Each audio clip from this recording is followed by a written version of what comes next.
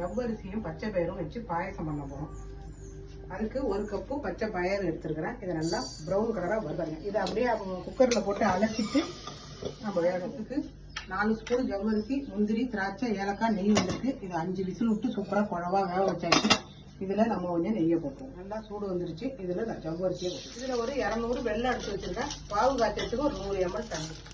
சூப்பராக இந்த அளவுக்கு வடிச்சு இந்த பாருங்க எவ்வளோ வேணா பண்ணுவோம். அது 200 ml பயத்தம்பருப்பு வேக வச்சிருக்கிறதுல ஊற்றிடுவோம். அப்படியே அதை புழிஞ்சு விட்டுற வேண்டியதான் பாலாம். இதில் கொஞ்சம் தண்ணியாக ஊற்றக்கூடாது. இந்த மாதிரி தான் மாவு எடுத்து ஊற்றணும். தேவைக்கேற்ப ஊற்றிக்கலாம். இனிப்பு எவ்வளோ தேவை. நல்லா நெய் சூடாயிட்டு அதில் 2 ஸ்பூன் தேங்காய், அது கூடவே இஞ்சி அப்படியே வதக்கணும். நம்ம இப்போ எடுத்து கொடுக்கறதுக்கு 1 கல் உப்பு.